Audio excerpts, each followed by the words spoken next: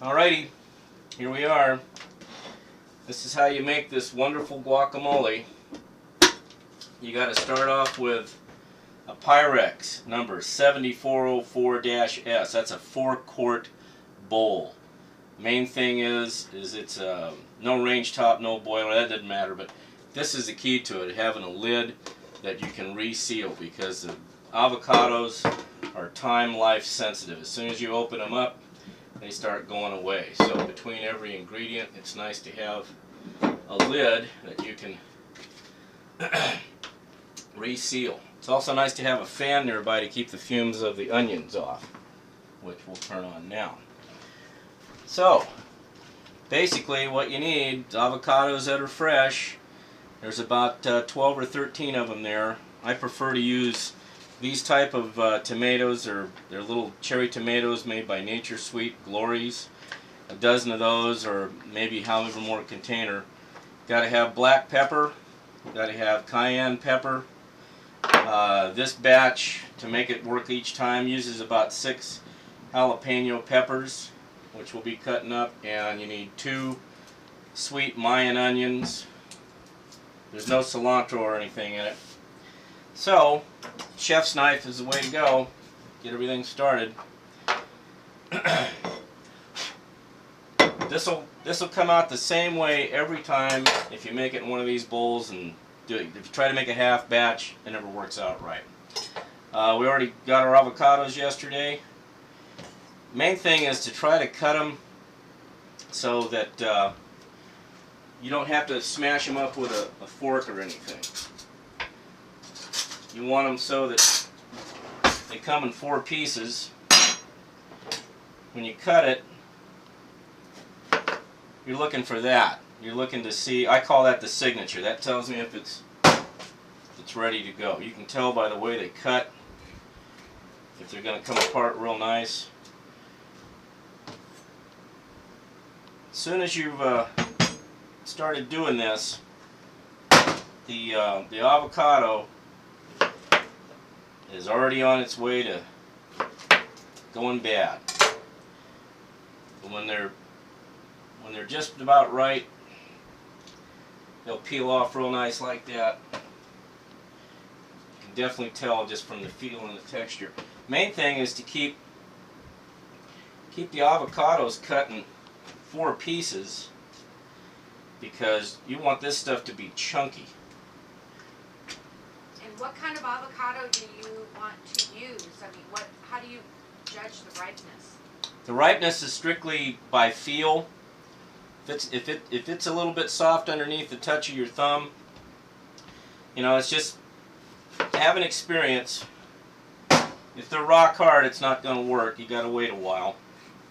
But if they're just starting to get a soft touch, then they're ready to go. And how many avocados? In this bowl, we're using a dozen. And one of the things that you'll find about this recipe is that if it looks like you're putting too much stuff in, then you're doing it right. If it looks like you've got too much onions or too much pepper, then don't be afraid, because nobody will ever know the difference. The whole secret of this is that you got 2 sweet Mayan onions in there that give you a lot of crunchy. And it's going to wind up being tangy and hot and spicy. And when the people eat it, they're going to think that it's just unbelievable what it is. You can never use too much lime juice in this. You'll wind up using all of this with no problem. But the main thing, I'm going to turn the fan off right now because I don't need it on at this point. I only need it for the onions.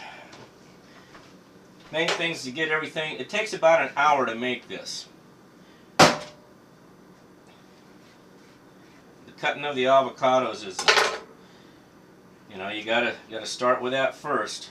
That's the way an avocado should look when you know that they're ripe.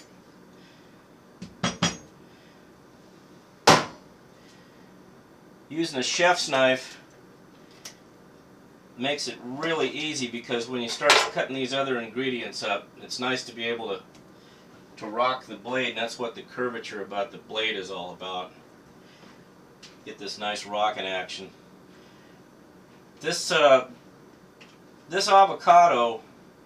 guacamole is based upon a Mexican flag, red, green, and white. So we got the green from the jalapeno peppers. You got green from the avocado itself. You got white from the onions, which are actually a little bit yellow, and you got the red from the tomatoes. It should look like a Mexican flag. The ingredients are really simple. It's just that the preparation is what makes this whole thing work. You got to take the time on the other ingredients to cut everything up small, so that when it's going across your tongue, it's a little parade of textures. So this is the part that kind of takes the longest to get everything out of the avocado shells. But by keeping them big like that, you can never go backwards. You can only go forward, so they're only big once. You want to use the curvature of the spoon to cut them up, because if you start doing it with a fork, you just smash everything up and you lose the ability to keep everything big and bulky. Between every ingredient that we're putting together, you want to reseal the bowl to keep the oxygen out, because the more air to it, it just, you know, this isn't going to last very long anyway, because people like to eat it up.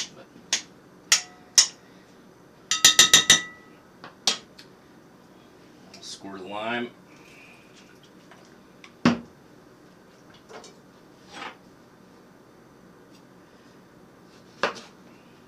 That's the way you want to look. That signature there tells you that that thing is just perfect, and it cuts nice. Well, we got a good bonus on that one. That one doesn't have a very big pit in it. Get your money's worth out of that one. The avocados, you know, it's hit or miss. Sometimes the stores got them and they're just ready to go. Other times there's just a ton of them that are rock hard and you don't get to make it. So it pays to maybe think ahead a day or two, depending upon how many sources you have for your avocados. We're lucky here in Seattle that we've got a couple of good stores that are always got plenty of good avocados.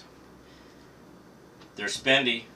To make a batch like this, usually it'll run you about anywhere from 40 to 50 bucks, because the avocados aren't cheap. As soon as they're picked off the tree, they're off gassing, and they don't last that long.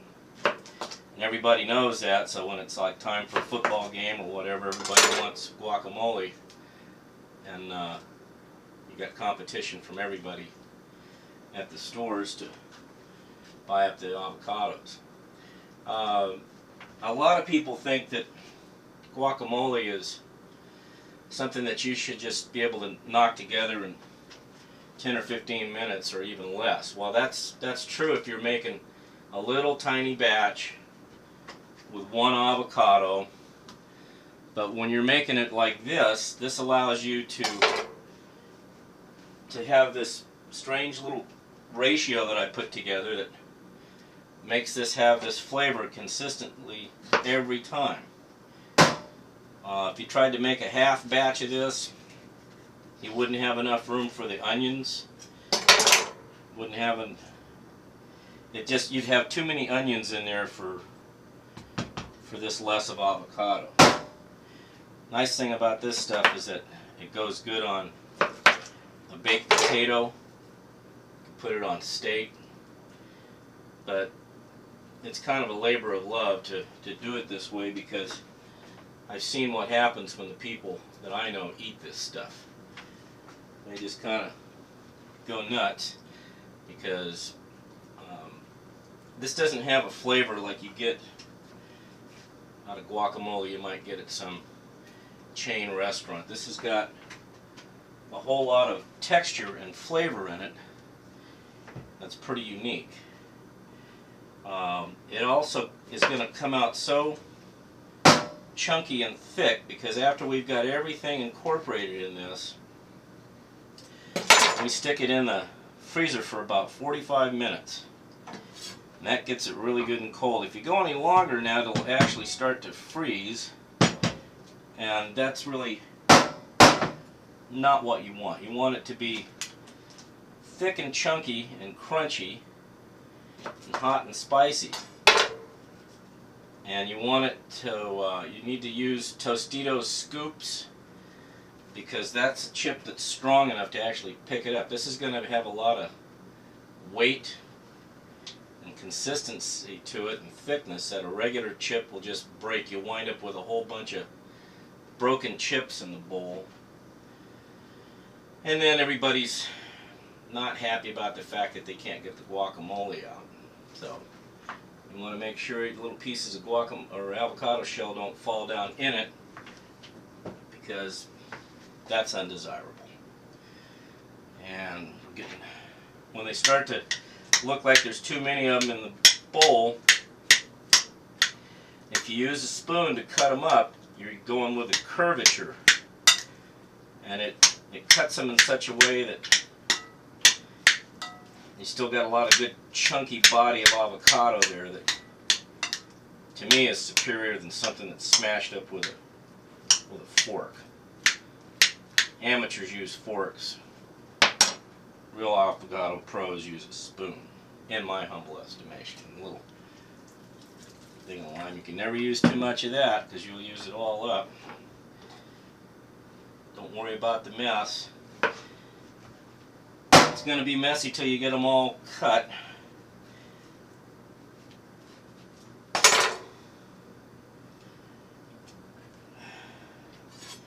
That one's got a big pit in it.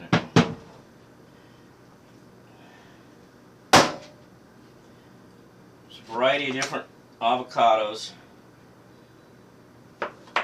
These are the big Hass avocados. Grown down in Southern California, but they come from Mexico.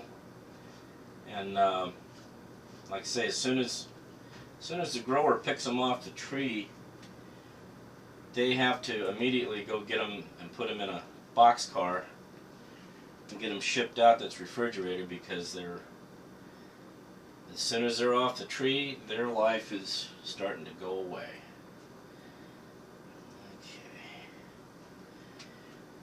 Almost done cutting avocados. And of course with anything else you try to clean as you go along, otherwise you wind up with a whole bunch of stuff all over your tabletop. Hope this isn't boring all you people out there. Oh, it's exciting. Is it exciting? I know. It is. I'm excited. Especially considering what you get in the end.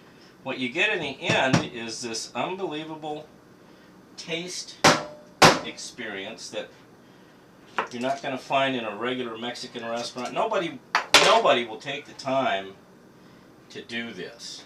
This is labor intensive. And you know, nobody's going to pay you the money of what this stuff is worth. If it was up to me, it's worth about 20 bucks a quart. And people are going to go, you're out of your mind. But guess what? You can't buy this in any store. If you could, it would cost you literally about $20 a quart because of the expense of the avocados and the time and the prep that it takes to do this. You can go down to Whole Foods or whoever and buy the guacamole that's in the little pint can, and that's been run through a food processor and basically pureed. So whatever crunchy and thickness that came with the avocado from its inception has been lost to the ability to produce a bunch of guacamole that, in my estimation, you know, if you're hungry, okay, fine. But if you want this stuff, you're going to have to invest the money into making it, and you're going to have to invest the time into doing what you're looking at here on the video. Most people would just give up and go, "You're out of your mind." Well, no doubt. But, you know, this is what it is.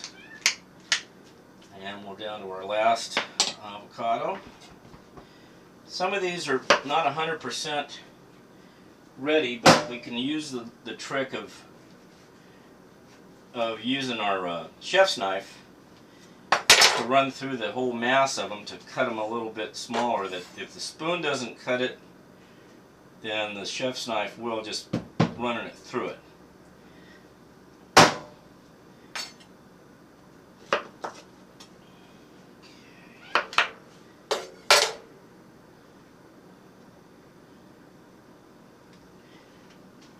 This one being case in point, it's a little bit more hard than I want it to be, but we can handle that.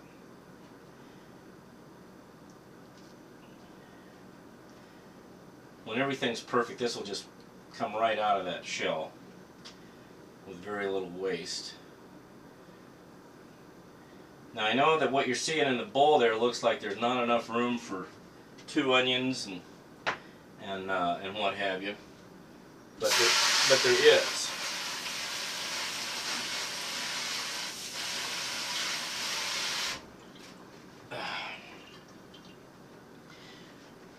So what we'll do with this,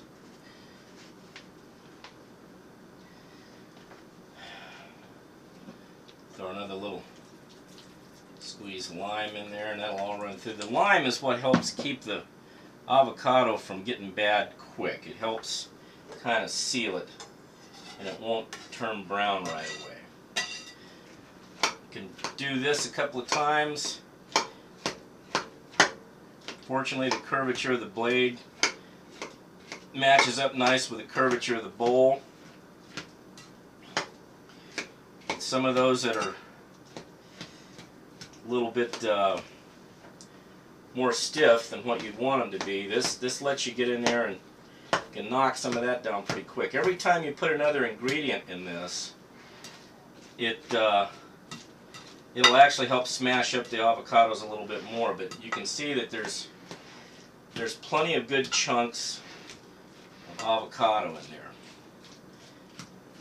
This is kind of cheating by doing that with the knife, but you can kind of dig in there a little bit and turn them over and see some that didn't quite get cut.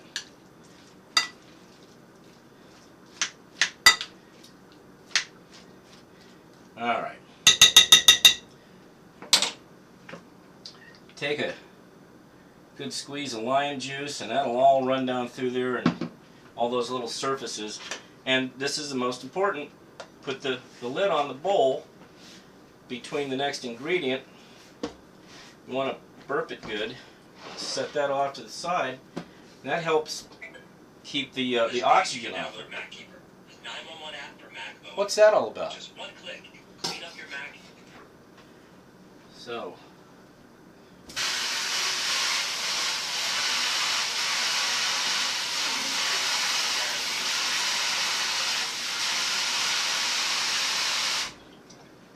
Is that head adjustable so that it doesn't make that pattern? We don't know. No. Yeah. You have to pull the. Well, we'll get used to it. You have to pull it down into the sink to use it. Never hurts to have plenty of paper towels around, because this can get messy. But having your paper towels ready makes it nice. Alright. Next part's the onions. That's where I usually have the fan on, because it will make your eyes cry. You don't have to have set up like I've got with a fan, but it certainly is easier on the eyes. Alright. These are sweet Maya onions. Now it's recording. So none of that got recorded? Well, you know, I just wanted to check and see if it maybe, let's see, it was going for 19 minutes, 47 seconds. That's about right. Yeah, okay, well, for whatever reason. Anyhow, so We'll that, see what we end up with. it, you know, it's We're doing not, the best we can. we do the best here. we can with what we got, you know. Anyway, don't know if the camera was recording or not, and it doesn't really matter because at this point, just, that's one onion that's going in. Like I say, it looks like it's going to wind up being too much for the bowl, but it'll work out just right. And that's 12 avocados you got in there? That's 12 avocados at this point. We're going to cut up the second onion. And, of course, that gets another squirt of lime in that pile. Put the lid back on.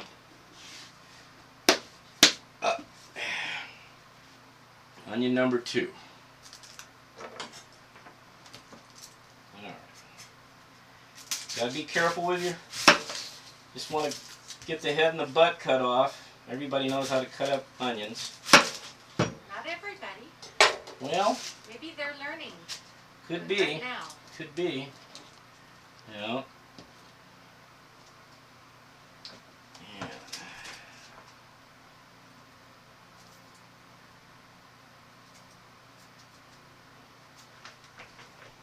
Need to get all the bad stuff off the onion that you don't need.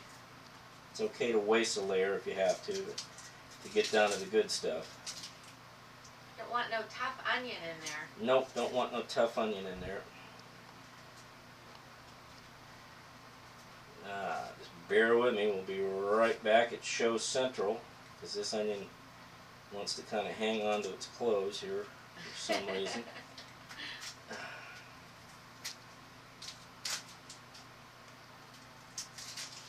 You know, and onions, You can't rush perfection. you can't rush perfection, but sometimes onions, you know, they sit around in a truck, sit around in a field, and they got a shelf life too.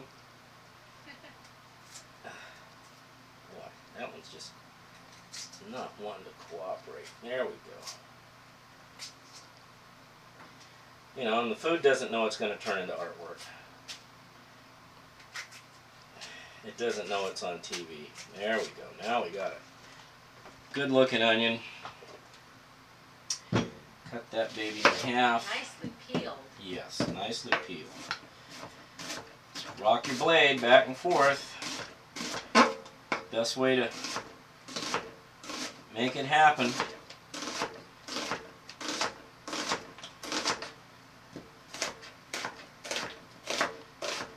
Just check the camera, make sure it's still behaving.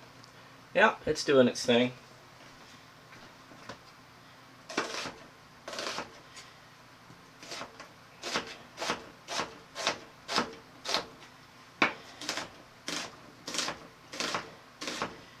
The onion cuts pretty quick. The jalapeno takes considerably longer because you gotta cut them and you gotta clean all the guts out of them because you don't want all the little hot seeds in there. Gotta rinse them, and they like to fly apart when the knife hits them. So you gotta kind of really watch your pressure, and otherwise you'll keep shooting little bits of jalapeno all over the place. And you have to be really careful about once you got the jalapenos all cut up, really pay attention to how much juice has been on your fingers. Got to wash your hands really good. Because that jalapeno juice is very hard to get off your hands. And of course, you got to scratch your nose or scratch your eye, wind up with jalapeno eye, and that's not good. Nobody likes jalapeno eye. I say nobody likes jalapeno eye. Nobody likes jalapeno. All right. Not fun. Nope. Like I say, this part here it's important, and it goes fairly quick, but it only goes so quick because, you know, if you get lazy and go, oh, that's good enough, then you wind up with a whole bunch of more chunky onion than anything else, and people will go, wow, somebody got lazy, somebody didn't cut up their onions, what's the deal? You know, and I've never had any complaints about this stuff because, like I said, it takes about 45 minutes to cut it up. Not 45 minutes for the onions, but, you know, to get it right, you gotta keep wiping the blade and looking at the pile. You know, it's like a whole bunch of little sheep that want to wander off, and you gotta keep rounding them up and get them ready to go to the slaughter over and over and over again. But it's all worth the end product. Absolutely. Because just wait and see. And of course, the nice thing is that absolutely no sheep were harmed in the making of this video. No, it's no just hurting animals. Right.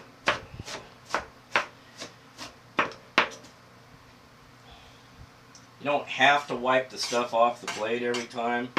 It's just, you know, it's nice to put it all back in a little make-believe pyramid from Oaxaca, Mexico. You know, it's like this little structure that letting the knife find its way through, and hopefully the video will show what the consistency of the onions looks like. If you go too fine, you know, it's just not good to get them so chopped up that you don't feel the crunch.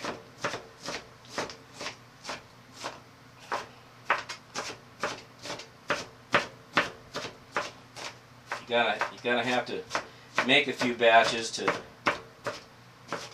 get the feel for this, to know when to stop cutting the onion. And we're almost there. You know, when the pieces of the onion are a little bit bigger than a pencil eraser on a Dixon Ticonderoga No. 2 soft lead pencil, then you're there. For those of you that are too young that doesn't know what that is, think in terms of quarter inch by quarter inch by quarter inch. There you go. And if that's too hard to grasp at this hour in the morning, then 2 notches above hot dog relish. You don't want to go as small as hot dog relish.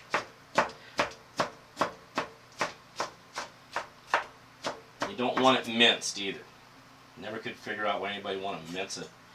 And you don't want it like what garlic looks like when it comes out of a garlic press. That right there is going to be good enough for this batch of guacamole.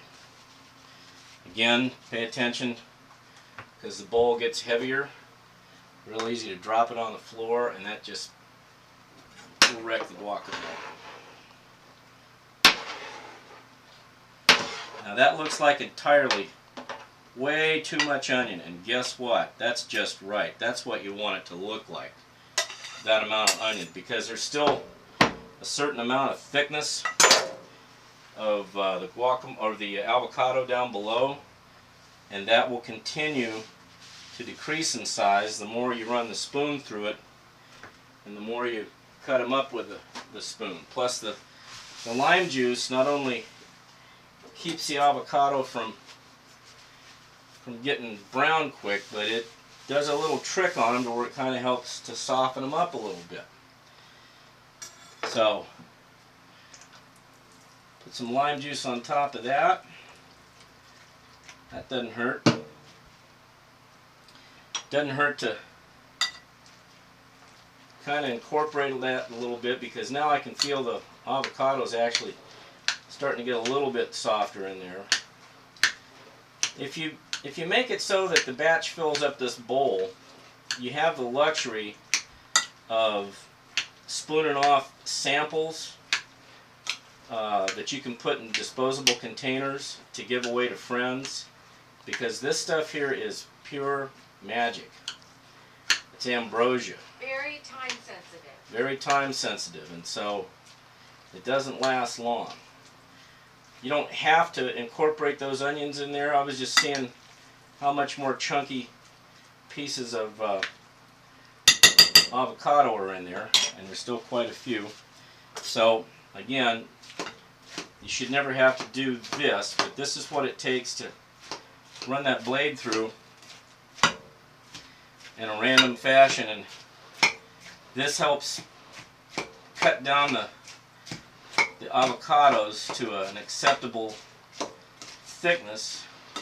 And that lime juice breaks them down. Lime juice breaks them down, and the blade, because it's curved, instead of like a straight meat cleaver, this really helps knock the thickness down, and it corresponds to the curvature of the bowl. But no smashing.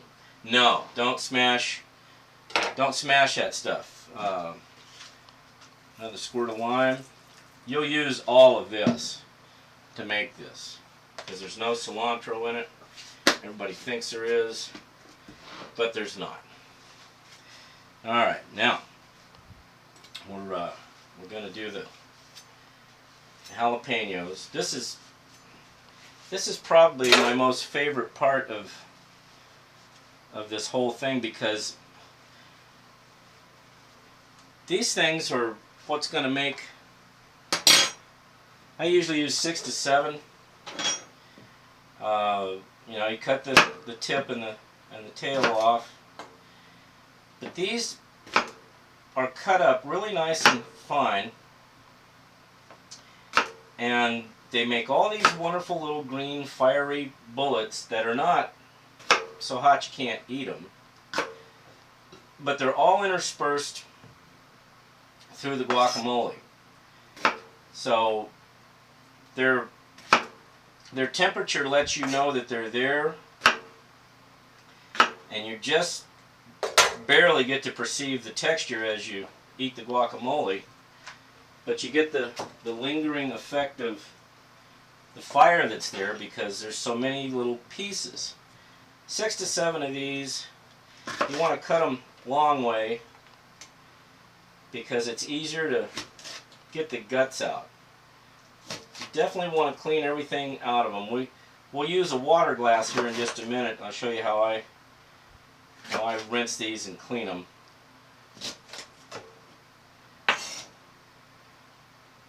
You get a lot of juice from these that you don't see it so much, but it's definitely on your fingers.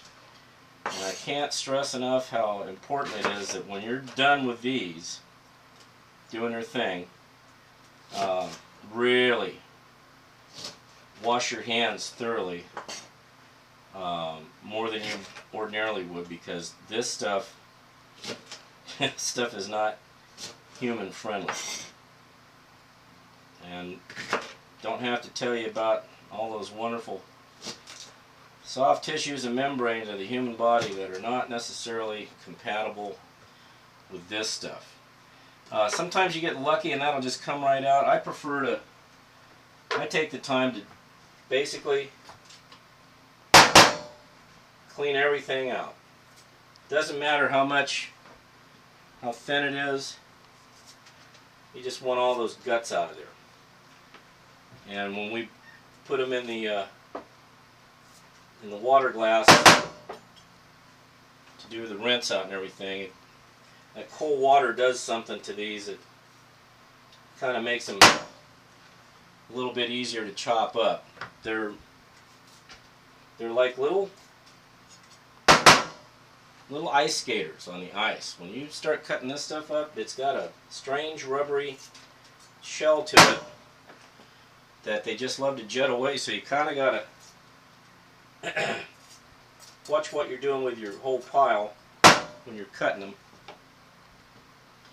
This is probably, next to the cherry tomatoes, this is the most labor intensive part of this, because if you want it to taste right, this is what you got to do.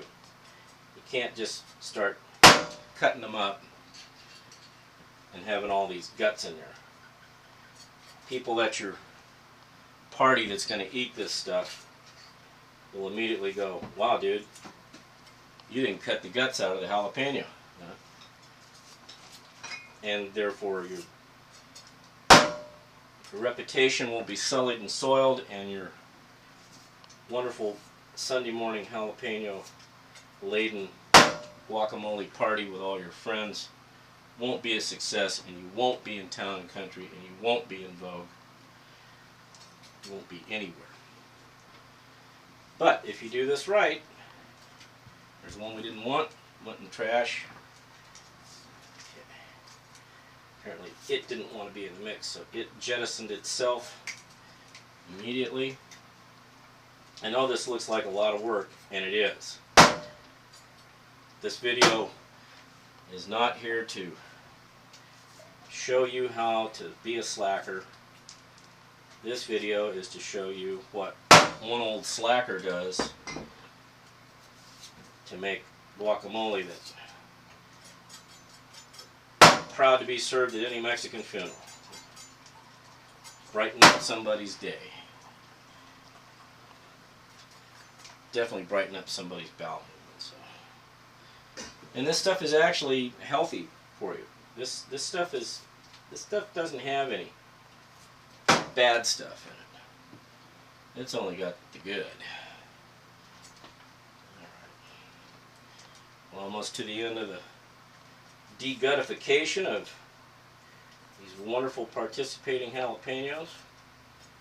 If you haven't fallen asleep by now at this wonderful culinary tutorial, you soon will. So, one each water glass. These come in handy. Just throw them in this water glass. Get your cold water going. The cool thing about this method is that it's a good way to... You can push it down to make it not spray. What's that? You can push the button on the bottom to make it not spray. The button on the bottom. What button on the bottom? Well, on the Don't sprayer, knock the... you know, Oh, push it oh, down. I got it. Didn't know that. Ah, perfect. Anyway,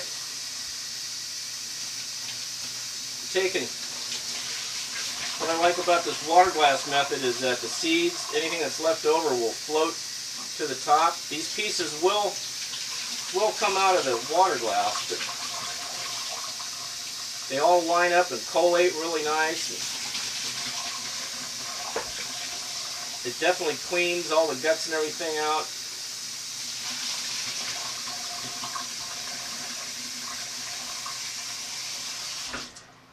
If you take your paper towel, just lay it out on the table, kind of drain that water out. The less water and stuff you have in this stuff, the better off you're going to be. You can lay that out like that, and you can kind of blot the water out of there. Less juice. The only juice you want in this mix is from the lime juice. Even when we cut up our tomatoes, we'll take and blot the pile of cut up tomatoes to get the most of the tomato juice out. Because by having all this wonderful lime juice in there, if you left it in the ice box for a while, the juice would rise up to the top. Take a look at our production mode here. Yeah, still recording, so. Alright. Anyhow, you can take and line them all up. It doesn't really matter, because main thing is use the curvature of that blade. You want to keep your hand on top of this pile. They will get away from you. Watch what your blade's doing. These have a much different feel than what the onions are.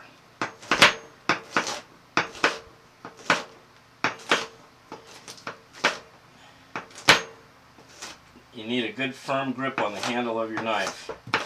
That. it's recording. It's on auto. Okay, so we're back, and this is where we're going to chop up the cherry tomatoes.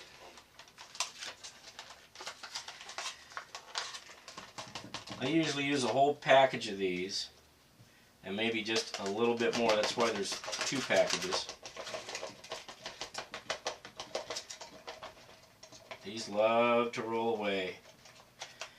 So, put a few more here.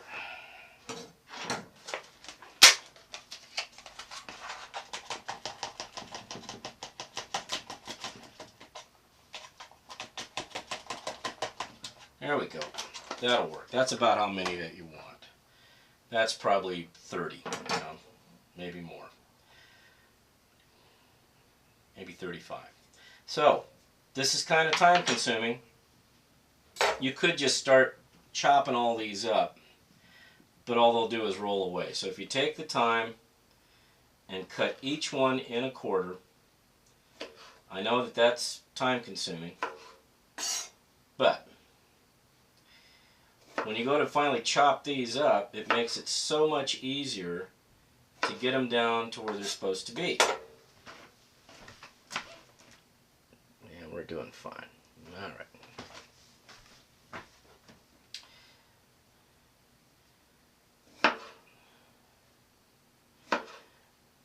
These really want to shoot away from you, but if you get them rolled around where you can see where the stem was, that's where you want to cut the top.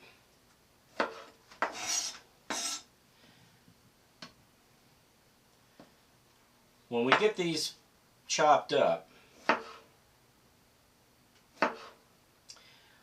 once we've got them chopped up, they'll start making a big pattern of tomato juice on your cutting surface.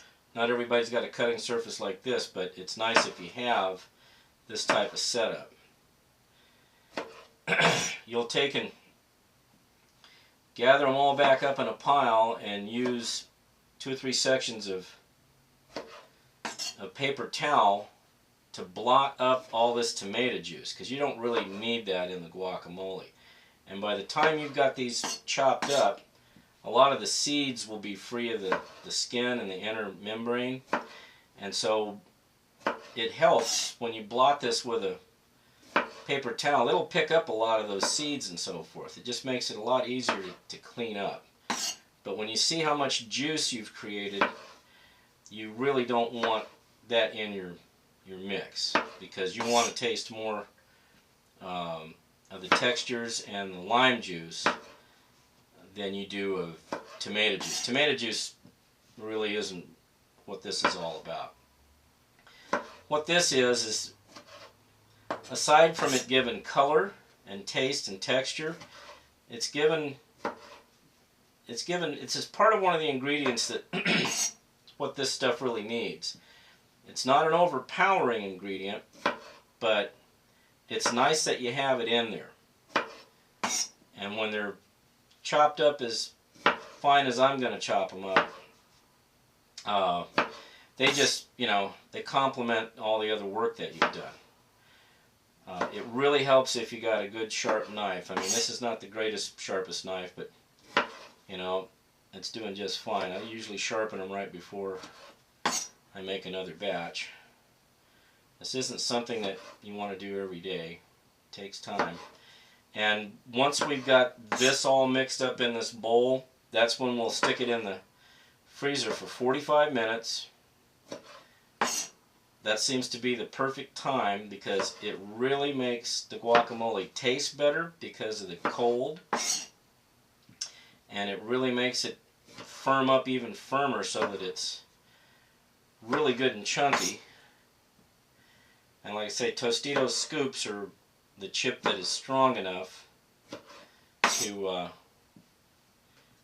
have enough integrity to pick this stuff up, because a regular Dorito or even a potato chip, even Ruffles, will break. Scoops are made in such a way that they're like a little basket shape, and they've got these patterns in them that help give it strength, because when this stuff is fresh and in the bowl and cold, it doesn't like to pick up very easy. So made enough of this that Tostitos scoops are where you want to be with this. Just about got them all. I know it's a pain in the ass to have to cut these all in quarters, but when you go to chop it up, you've already cut each tomato 4 times to begin with. It would be even harder to try to chop these up, and you don't want to do this in a mechanical chopper either. It's just not the same. I tried it before. It's a big mess. This is the way to go to get the pieces cut up so that you can get it in there, and then, like I say, you get to the point to where when they're cut up enough juice will come out of this. You can blot it up real easy with the paper towel. Makes cleanup a lot easier too.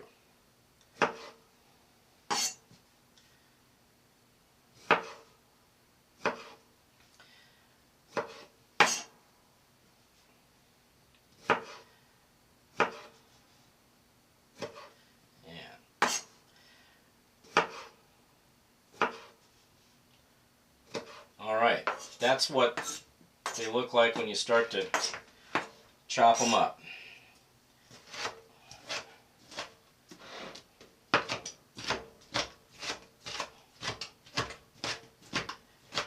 These have a nice rubbery texture to them, but I like this particular brand of cherry tomatoes more than any of them because it's got the right flavor, at the right size, the right texture, and that company that makes those really cares about their product. Very rarely will you find a bad tomato in one of these containers of this particular brand. Again, these are not easy to cut up, but this is so much easier than if you had to try to do it with them not being cut in quarters first. You got to be aggressive with this because they do have tough skins, and you got to let them know who's boss.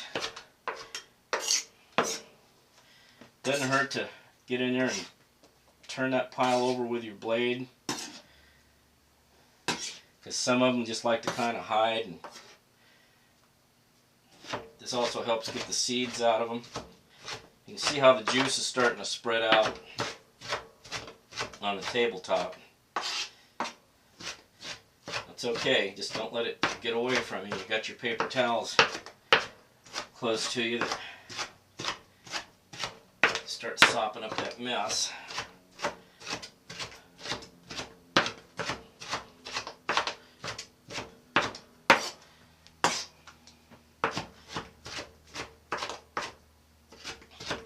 You can get to a point to where you've cut these up too much.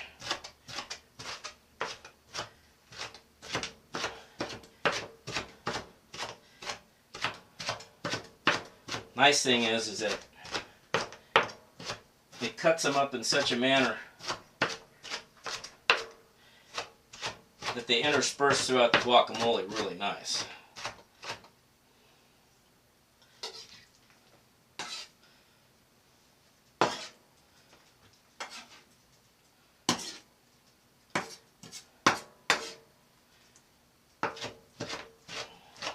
Pile them back up like that, you can see if there's still stuff that needs to be cut up.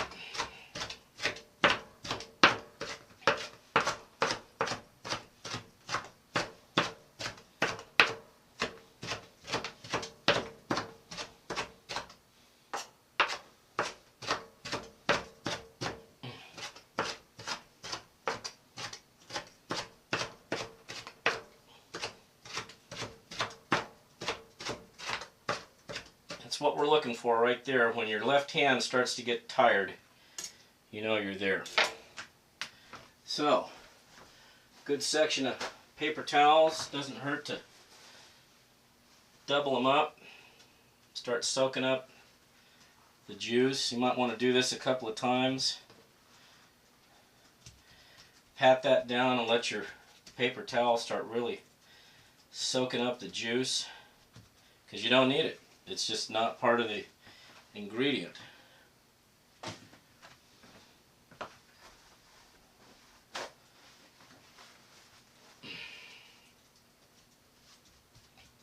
Try to keep paper towel over the main body of the tomatoes. We cut up enough here today that you may have to do this like 3 separate times to get enough juice and seeds out of there. It's just a really nice way to do that. It looks a little wasteful on the paper towels, but boy, let me tell you, if you're trying to get tomato juice soaked up out of a pile of cut up tomatoes, this is the way to go. Anal retentive, you bet. But this stuff has a really good flavor to it that it's really hard to beat. That's what we're looking for there. That tells you that you got, well, you got most of the juice out of there. This one little bunch over here on the side, which we're not really worried about. We'll just give that a separate blot so that it makes the area a little bit cleaner. Alright. Again, the bowl's getting heavy. Hang on to it.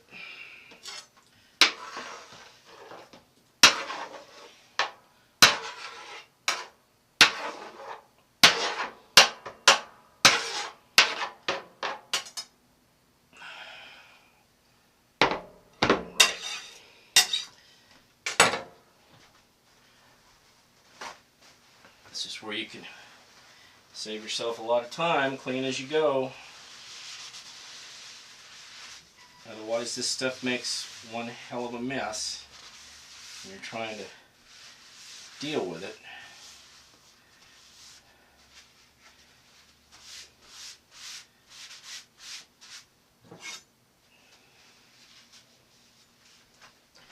Okay.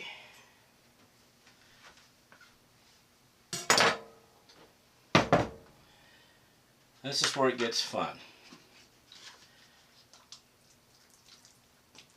Good squeeze of lime. When you're putting your black pepper in, don't be afraid to put some black pepper in.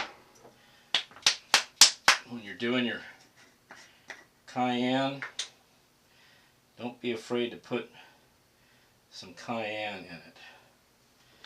And we prefer to use coarse ground sea salt, where somebody has put it to where I can't it's on top of find the it. microwave. No, that's not the same container I had. That one in the back. I put them together. There was an old one. Oh, so you blended it all together. It's all the same. Alright. This is what you want. Coarse ground sea salt makes a big difference. A couple of little sprinkles of that. And you take and just start incorporating this.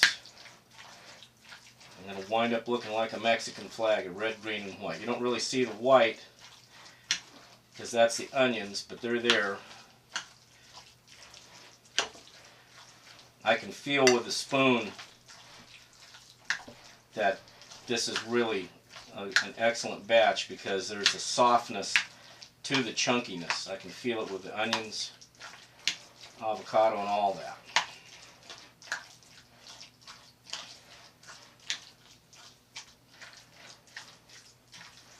Without even tasting this, like I say, if it looks like it's got more cayenne and more black pepper and more salt than you think it should have, you're doing it right.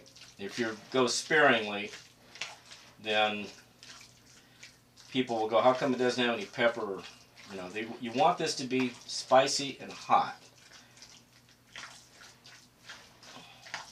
And you can see that the lime juice has helped break things down. There's still plenty of good chunks in there.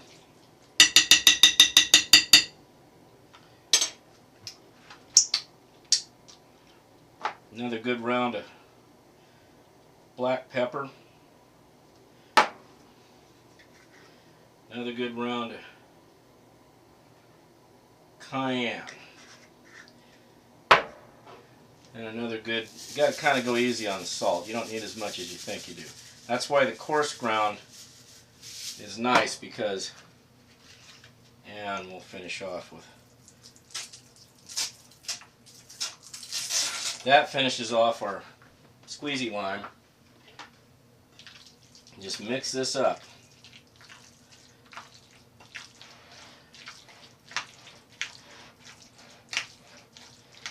Nothing to it.